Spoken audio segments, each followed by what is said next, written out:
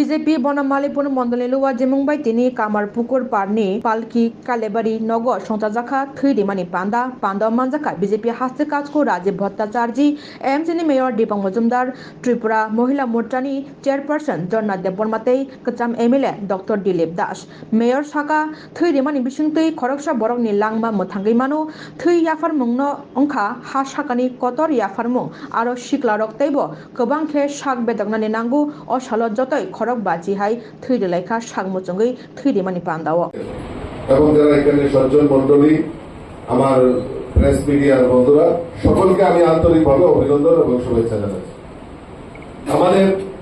আমরা সবাই জানি যে নির্বাচনে আমরা সবাই ব্যস্ত ছিলাম, তো নির্বাচনে ব্যস্ততার ফলে আগরতলার ব্লাড ব্যাংকগুলিতে সেখানে রক্ত স্বল্পতা দেখা দিয়েছিল। তারপর মাননীয় মুখ্যমন্ত্রী নিজে উদ্যোগ গ্রহণ করলেন যে না, সমস্ত জায়গায় ব্লাড ডোনেশন ক্যাম্পের জন্য উনি আহ্বান করেছেন।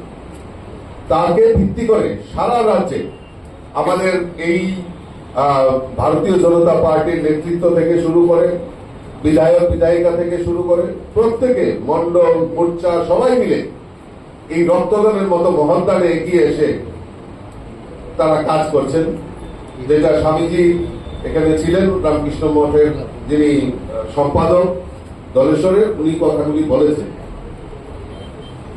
আমাদের উদ্দেশ্য যে ভারতীয় জনতা পার্টি শুধু রাজনীতি করে ক্ষমতার জন্য না, ভারতীয় জনতা পার্টির মূল উদ্দেশ্য হলো সমাজ পরিবর্তন করা এবং মানুষের জন্য কাজ করা। সেই সংকল্প নিয়ে ভারতীয় জনতা পার্টি কাজ করে।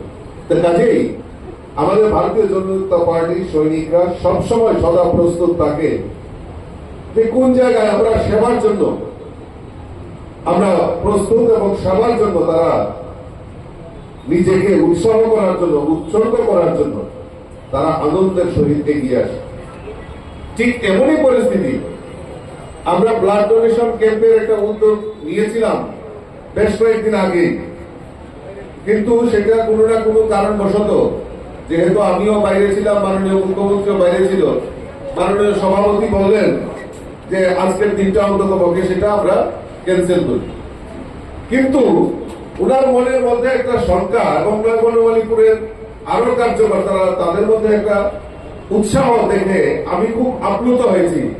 খালি বারবার বলছেন যে দাদা ব্লাড ব্যাংকটা কবে করবে, দাদা ব্লাড ব্যাংকটা কবে করবো, আমরা কবে উদ্যোগ নেব। যাই হোক, অবশেষে আজকে প্রায় মেগা ব্লাড ডোনেশন ক্যাম্পের আয়োজন করা হয়েছে। মাননীয় মুখ্যমন্ত্রী উপস্থিত থাকার কথা ছিল, কিন্তু উনি দিল্লিতে একটা জরুরি কাজে অবস্থানরত থাকায় উনি আসতে পারেননি। গতকালকে ওনার সঙ্গে কথা হয়েছে।